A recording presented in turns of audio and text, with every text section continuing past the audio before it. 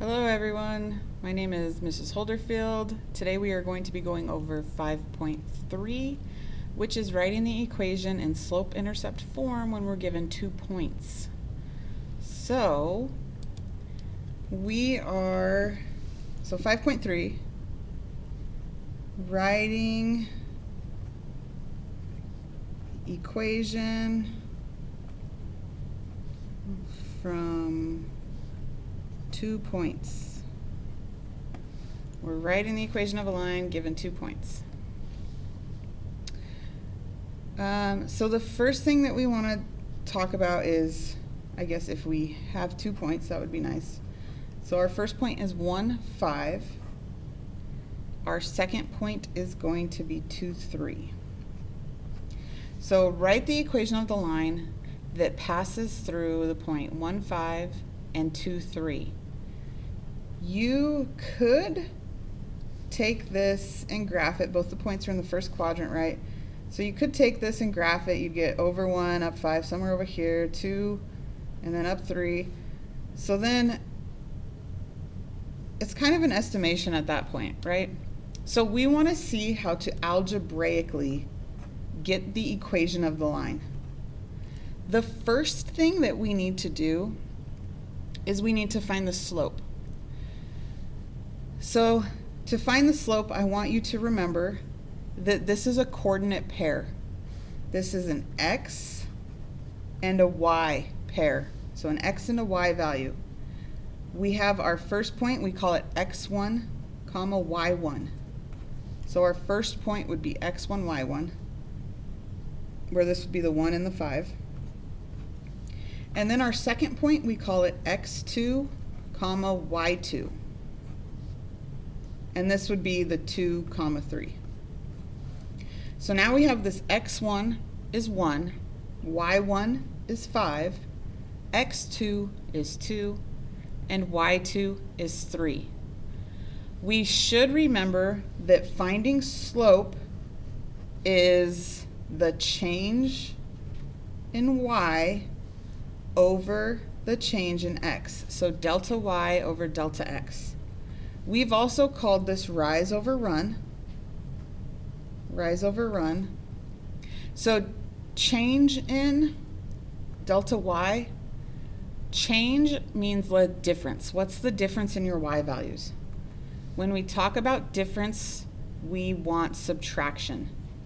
So we take y1, we take our y values, our delta y, y1 minus y2. So y1 would be 5 minus y2, which is 3 in this case. And this goes over our change in x. So I want you to take a second, pause the video. What is the change in x? So hopefully you paused the video and you tried it, and hopefully we got x1 minus x2. We keep our 1's lined up and we keep our 2's lined up. So they're stacked on top of each other. For this particular set of points, our equation would then say y1 is 5, so we plug our 5 in. y2, so y1 minus y2, y2 is 3, so minus 3, divided by x1, which is 1, minus x2, which is 2. So our change in y over our change in x. Our change in y in this case is 2, and our change in x, 1 minus 2, is negative 1. It's always best to simplify your answers. So in the case of simplifying this, you can pull the negative out of the fraction. So we have negative 2 over 1, which is the same thing as just saying negative 2. So we know the slope, we know m. This is also the value of m. So m equals negative 2. So now if we plug that into our equation, we have y equals mx plus b. We plug that value for 2, so y equals negative 2x plus b. We now need to find our b, so we need to find the y-intercept. So using algebra to do this, we pick one of these 2 points. Doesn't matter which point, you pick one of them. I usually stick with the first point because it's usually got smaller numbers, but this one kind of breaks that mold. So sometimes I'm just lazy and I pick the first point. I don't know, and you could pick whichever one you want. They'll both give you the same answers. In fact, I'll show you that they both give you the same answers. So we take our first point. You take your number 1, the 1 is your x value, 5 is your y value. You substitute those two numbers in here. So we did this on the last worksheet where we had to substitute values in. So 5 equals -2 times 1 plus b. From here, we have -2 plus b equals 5. Add 2 to both sides, and we get 7 equals b. We're not done yet, though. We have to plug it back into the equation. So our final answer would be y equals -2x plus 7. So I told you I want to show you get the same answer using both points. So now we're going to try the second point. So if we do the same thing where we have our -2 slope, and we plug in the 2 for x, the 3 for y, so 2 for x, 3 for y, we end up with the equation 3 equals -2 times 2 plus b. So from here, -2 times 2 is 4, -4. I wrote negative but didn't say it. To get b by itself, so to isolate the b, we add 4 to each side. And hopefully we can calculate that out, that's a 7. Those cancel, b just comes down. So our y-intercept again is b. So that would mean our slope is -2 plus 7. So -2x plus. So we got the same answer. We got the same equation using both points. And that's what you want. That's how you would double check your work for this. Okay, so we are going to do one more example from 2 points. Or maybe 2, maybe 3. I don't know. So example 2.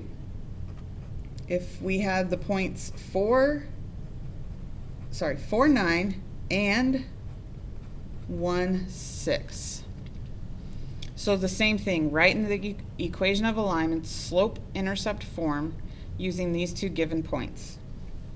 So we find our slope, our y1 minus y2 over x1 minus x2. y1 is 9 minus 6 over x1 is 4 minus x2 is 1. So our slope in this case would be 3 over 3, which equals 1. So that's m. If we plug that into our equation, y equals mx plus b. So this equation and this equation, these are important for you guys to know. You need to have these memorized at this point. We plug our slope in, so y equals 1x plus b. If you have a slope of 1, is it necessary to write it in the equation? No, but if it helps with the confusion, that's fine. So then you choose one of your 2 points, 4, 9 or 1, 6. It doesn't matter which one you choose. We showed in the last example that you'll get the same answer using either one. So say you use the first point. We have 9 equals 1 times 4 plus b. So we know that 1 times any number is going to be that number. So we'd end up with 9 equals 4 plus b. Subtract 4 from each side, and we get 5 equals b. So our equation would then be y equals 1x plus 5. Do you need to write the 1? Not necessarily. It doesn't matter. Oops. But you don't need to write b again. You need to write 5. So it doesn't matter which way you write your answer. Both of them are correct. You could write either of them. You don't need to write both. You just write one of them. If you were to have chosen the second point, so we'd have y equals 1x plus b. our x value is 1, our y value is 6. So 1 times 1 plus b equals 6. We know that this is 1. So 6 equals 1 plus b. Subtract 1 from each side, and we get a y-intercept of 5. So you see the y-intercept's the same in both of them. Our equation would be y equals x plus 5. So again, you don't have to show the work for both points. You do not have to show the work for both points. This is just your way of checking to make sure that you got it right. So if you wanted to check and make sure you got it right, that's fine. Show the work for both of them. But if you're 100% confident, then I guess hopefully you're good at doing this. I don't know. Example 3, we're going to do one more because we haven't done one with a negative in it yet. So let's look at, what if we had the point -2, -3, and 0, 3. So what if those were the 2 points we were looking at? Again, we start by finding the slope. We always start by finding the slope. So we have our y1, -3, minus 3, our y2 value, over x1, which is -2, minus 0. What is -3 minus +3? We want to just be easy and write 0, but that's not right. So we have a negative subtracting a positive number, which means that we get even more negative. -3 minus 3 would be -6. -2 minus 0 is just -2. So now we have a negative being divided by a negative. What happens to the negatives? They cancel. So we have 6 over 2. Can we reduce that fraction? Can we simplify? Yes, we get a slope of 3. So our m value is 3 in this case. We plug that into our equation. So y equals 3x plus b. And now we choose a point. So we choose a point. Doesn't matter which one you choose. I'm going to ask that you choose one of them and pause the video now. So I paused also, that was kind of cool. So if you chose the first point, we should have -3 equals 3 times -2 plus b.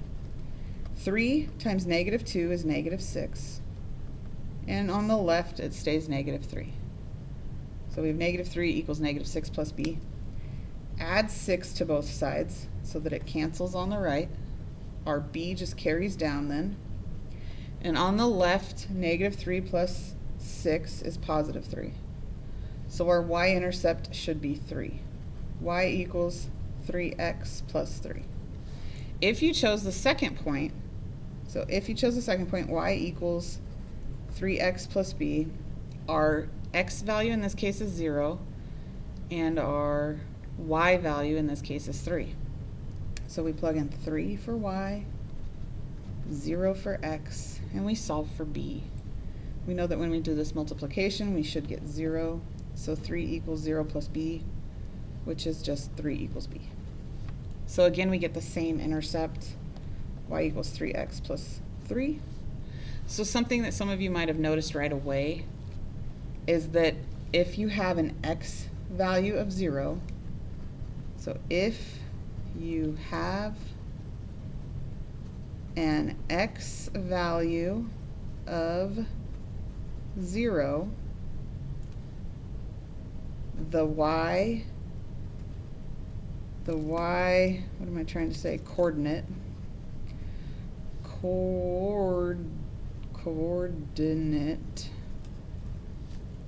is your y-intercept.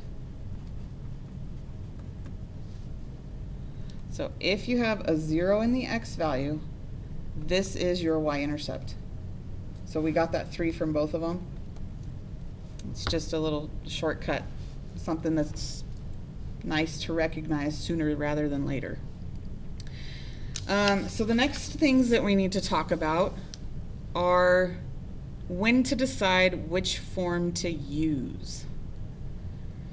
So that would mean if we have if we are given a graph, so if we're given a graph where we could easily see the slope of the graph, but it might be harder to determine the y-intercept, or if we have a graph that's got 2 points that are so far off of the y-intercept you can't determine the y-intercept, but you could see the slope.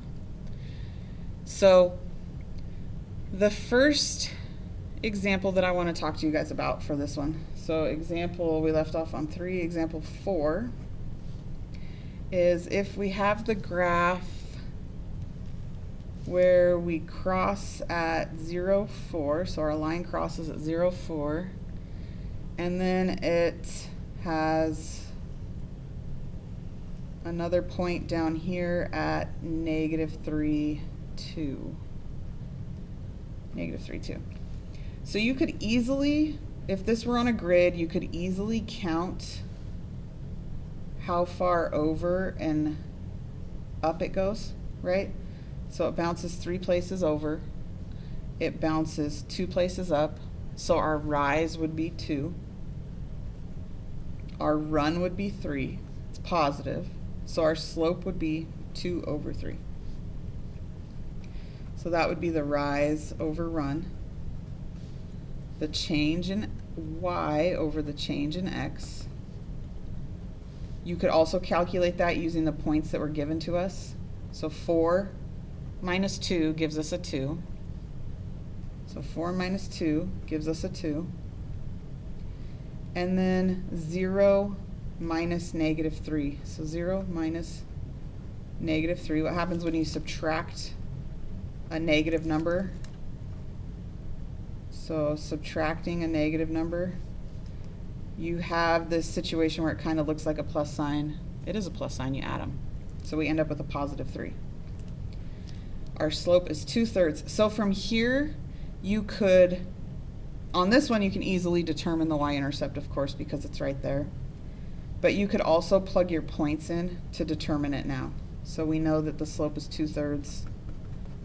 We don't necessarily know the y-intercept, but if we were to plug these points in, so 4 equals 2/3 times 0, we could see that that is 0, and our intercept would be at 4. So our equation would be y equals 2/3 x plus 4. That one was simple because it had a easily determined intercept. So example 5. Let's see, example 5. So say we have a graph that crosses the x-axis over here, and it goes down off the graph like that. But we're given some points.